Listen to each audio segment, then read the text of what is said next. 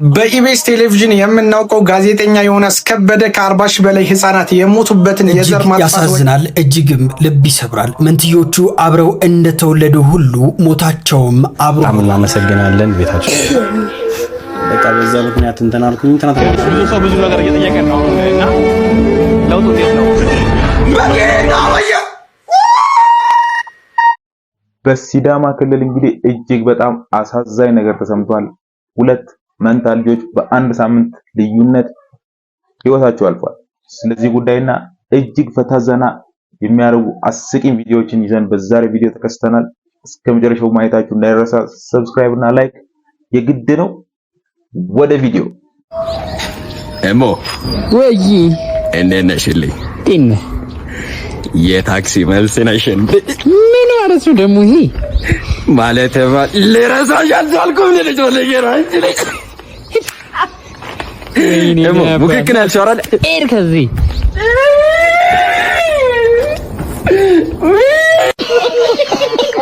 ዋው ፒካፕ ላይን ይላል ብራዘር።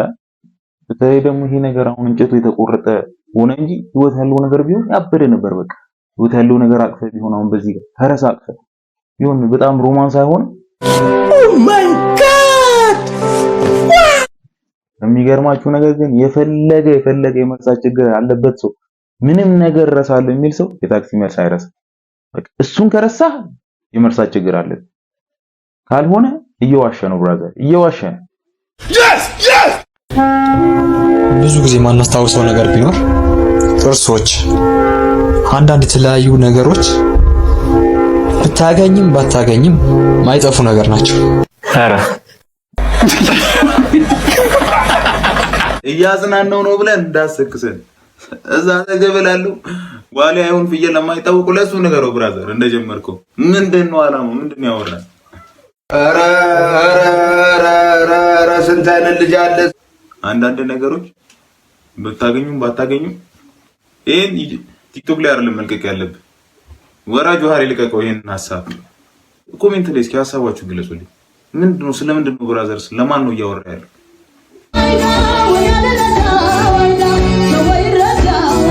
በጣም እናመሰግናለን። ቤታቸው በቃ በዛ ምክንያት እንትን አልኩኝ። ትናንት ነበር ደውላችሁ ነበር ግን እስቲ ተሰጣረ ተወኝ እስኪ ደህና የረሳሁትን ነገር አታስታውሰኝ። ሶፋ ላይ ደስልኛል። ይሄድልኛል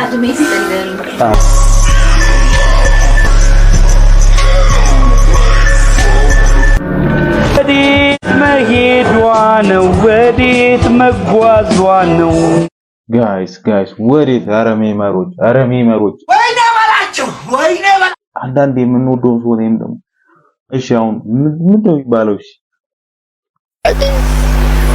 ይኸው በሌላ መንገድ እንዳልወስደው ደግሞ እሺ፣ የእንባ ምርመራ ውጤት ነው አልቀበልም ማለት ራሱ ሳይንሱን እንደመጋፋት ነው። ሜመሮች ግን አናዘር ሌቭል ትችላላችሁ። ታዲያ አሁን እያያችሁ አይደል? ሰብስክራይብ እና ላይክ ደግሞ አድርጋችሁ ዩቲዩብ ሰሞኑ ቪዲዮን እንቅ አድርጎታል። እኔም ደግሞ ዝም ብዬ ትኩረቴን ዩቲዩብ ላይ እንዳደረግ ሰፖርት አድርጉኝ ጋይስ። እንደፈለግሽ አድርገሽ አስቂኝና ቆንጆ ምሳሌ ጋብዘሽ። እሺ ሁለት ባልና ሚስቶች ነበሩና ሚስትየዋ ባሏን በጣም ተጠራጠረው ነበርና ሰራተኛዋን ታባርና ማታ የሰራተኛዋን ልብስ ሙሉ አደራ አድርጋ የሰራተኛዋ መኝታ ቤት ትተኛለች ማለት ነው። ባልየው እንደለመደው መጥቶ ቀስ ብሎ ገብቶ ማታ ነገሮች ሁሉ ከፈጸመ በኋላ ሚስትየዋ ደስ ብላት ያስኩት ብላ መብራቱን ስታበራው ዘበኛው ነው።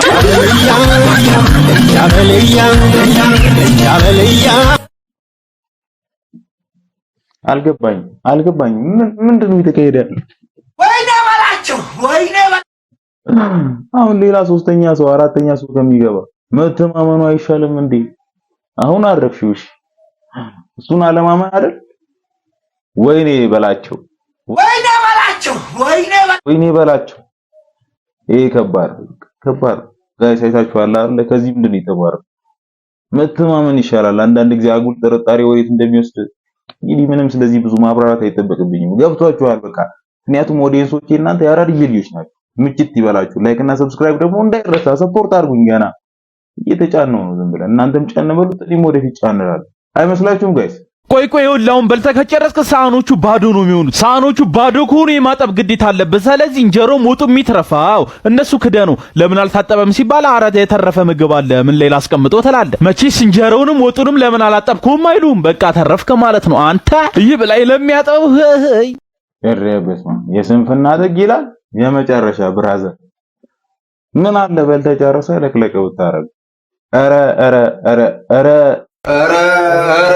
የልጅ 9 ወር ተረግዞ አይደለም በ10 ብር ተገዝቶ አያዋጣም።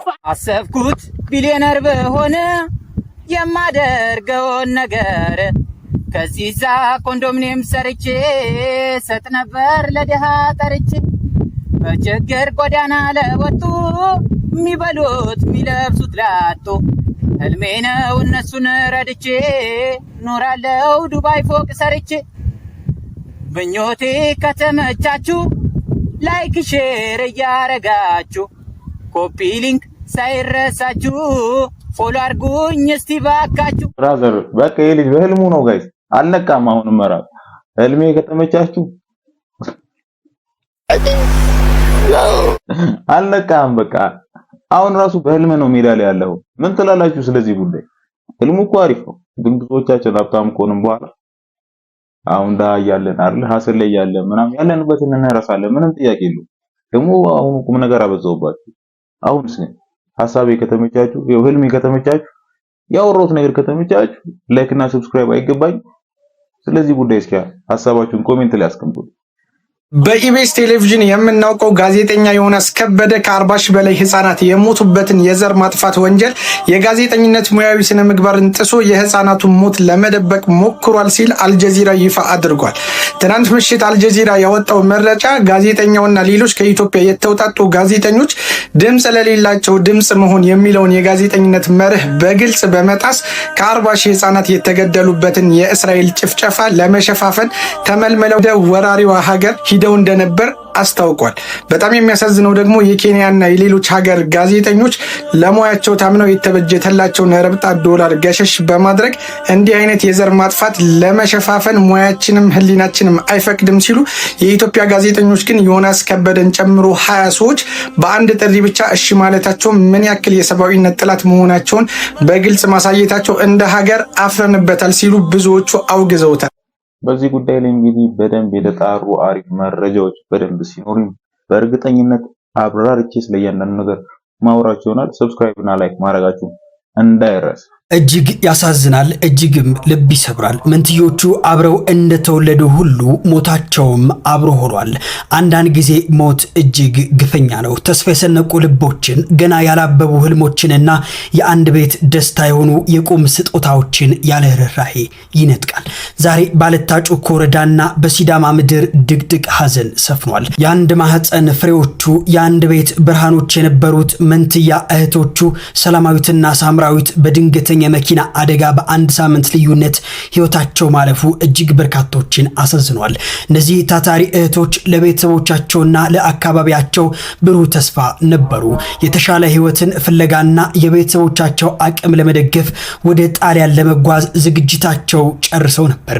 የጉዟቸው የመጨረሻ ምዕራፍ ላይ ደርሰው ህልማቸው ሊሰምር ጥቂት ሲቀረው ግን ያ አሰቃቂ የመኪና አደጋ የጉዟቸው መስመር ወደማይመለሱበት ዓለም ቀየረባቸው። ወደ አዲስ አበባ የተጓዙት ለጉዟቸው የሚያስፈልጉ የመጨረሻ ሂደቶችን ለመጨረስና እንዲሁም ደግሞ ለነገ የሰነቁት ትልቅ ራዕይ እውን ለማድረግ ቢሆንም ሞት ግን በጨካኝ ክንዱ ቀድሟቸዋል። ህልማቸው ሳይሰምር የለፉለት ፍሬ ሳይበላ ገና በማለዳው የተቀጠፉት የእነዚህ ወጣት እህቶች ህልፈት ለአለታ ጩኮ ብቻ ሳይሆን ለሁላችንም ከባድ ሐዘን ሆኗል። ለቤተሰቦቻቸውና እንዲሁም ደግሞ ለወዳጅ ዘመዶቻቸው መጽናናትን እመኛለሁ። እጅግ በጣም አሳዛኝ ዜና ነው እንግዲህ የሰማነው። በጣም ብዙ ለፍቶ ላይፋቸውን ለማስተካከል ለቤተሰቦቻቸው፣ ለአካባቢያቸው፣ ለሀገራቸው ለመጥቀም አንድ እርምጃ ላይ እንግዲህ ያሉ ሀገር ቀይረው ሙቭ አድርገው ህይወት ሊጀምሩ በዝግጅት ላይ ሳሉ እንግዲህ አንዳንድ ጊዜ የማይጠበቅ ነገር እንግዲህ በላይፋቸው ላይ ተፈጥሮ ሁለቱም እንግዲህ በአንድ ጊዜ ህይወታቸውን አጥተዋል። እጅግ በጣም እንግዲህ ለቤተሰብ ደግሞ እጅግ ከማንም ሰው በላይ ቤተሰብ እንግዲህ በአንድ ጊዜ ሁለት ልጆቻቸውን አጥተዋልና እጅግ በጣም ያሳዝናል። እንግዲህ በጣም በስተመጨረሻም በሚያሳዝን ቪዲዮ ነው የሚያሳዝን ሁኔታ የተገናኘ ነው። እንግዲህ በቀጣይ ደግሞ ባሪፍና ጥሩ አዳዲስ መረጃዎችን ይዘን እንመጣለን። የዛሬው ቪዲዮ ይሄን ይመስል ነበረ። በቀጣይ ባሪፍ በምርጥ አዝናኝ አስተማሪ መረጃ አዘል ቪዲዮዎች ተመልሰን እስከምንገናኝ እዚህ ከደረሳችሁ ደግሞ ሰብስክራይብ እና ላይክ ማድረግ እንዳይረሳ። ባሪፍና በምርጥ ቪዲዮ እስከምንገናኝ ሰላም ሰላም ሰላም ከእናንተ ጋር